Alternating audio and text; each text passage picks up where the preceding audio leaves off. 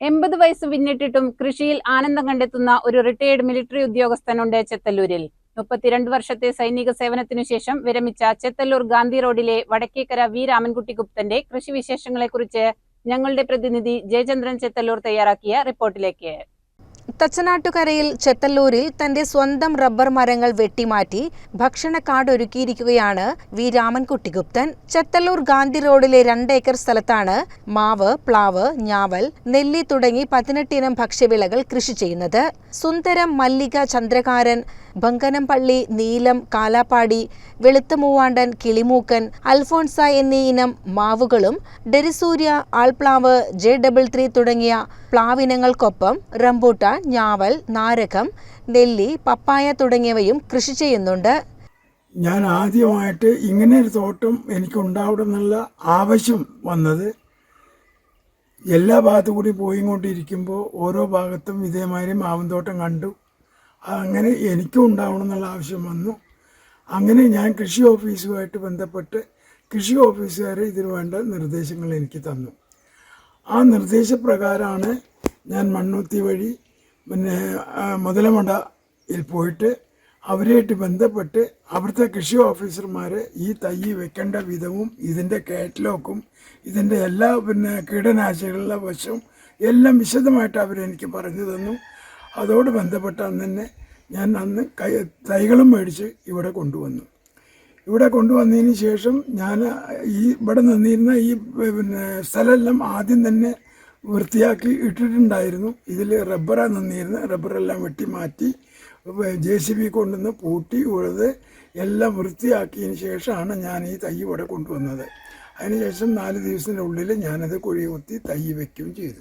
ഇതിനു പുറമെ ഇടവിളയായി ചുരങ്ങ, കുറ്റിപ്പയർ, വിവിധ ഇനം വെണ്ടകൾ, വഴുതിന, മത്തൻ എന്നീ വിളകൾ ഇടകലർത്തിയാണ് കൃഷി ചെയ്യുന്നത്. കൃഷിക്കുള്ള ജലസേചന സൗകര്യത്തിനു വേണ്ടി വെള്ളം അത്യാവശ്യമായതിനാൽ ജലസേചനത്തിനായി കുഴൽക്കിണറും സ്ഥാപിച്ചിട്ടുണ്ട്.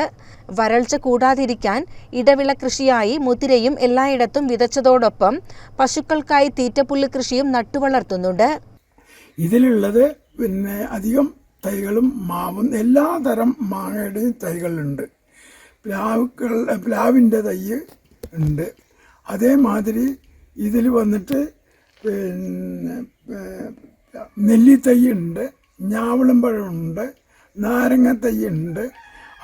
അത് കഴിച്ചാൽ ഈ ബാക്കിയുള്ള തൈകളൊക്കെ പാടെ കൂടി 260ഓളം തൈകളുണ്ട്, തൈകൾ. അത് കൂടാതെ തന്നെ ഈ സ്ഥലത്ത് ഞാൻ നോക്കുമ്പോൾ നടണീനെ നട്ട് കഴിഞ്ഞാൽ പിന്നെ ഇത് വരൾച്ചയാവും എന്നുള്ള ഓർമ്മയിൽ ആ കാലം നല്ലൊരു സമയമാണെന്ന് വിചാരിച്ച് ഞാനിതിൽ മുതിര വിതച്ചു. ആ മുതിരയാണ് ഇപ്പോൾ ഈ കാണുന്ന പടർന്ന് പച്ചപ്പായിട്ട് കിടക്കുന്നത്. ജൈവവളം മാത്രം ഉപയോഗിച്ചാണ് കൃഷി. വിവിധ കൃഷികളായി മൊത്തം 260ഓളം തൈകളാണ് 2 ഏക്കർ സ്ഥലത്തുള്ളത്. ഇത്തരത്തിലുള്ള കൃഷി മറ്റുള്ളവർക്കും ഒരു മാതൃകയാകാനും ആഗ്രഹത്തിനും വേണ്ടിയാണ് ഇത്തരം ഒരു കൃഷി ഇറക്കിയതെന്നും 6 ലക്ഷത്തോളം രൂപ വന്നതായും ആർമിയിൽ സുബേദാർ മേജറി ഓർഡിനറി ക്യാപ്റ്റനായിരുന്ന രാമൻകുട്ടി ഗുപ്തൻ പറഞ്ഞു. പുതുതായി തുടങ്ങിയ കൃഷിയെക്കുറിച്ച് അറിയാനും മനസ്സിലാക്കാൻ വേണ്ടിയും പല ആളുകളും സമീപിക്കുന്നുവെന്നും അദ്ദേഹം കൂട്ടിച്ചേർത്തു. മനസ്സിലുള്ളവരും ഇതേമാതിരി ഒരു തോട്ടം ഉണ്ടാക്കുകയാണെങ്കിൽ അതിൽ ഒരു തോട്ടം വികസിച്ചു എന്ന് മാത്രമല്ല, കുറേ ആൾക്കാർക്ക് പണി കിട്ടും.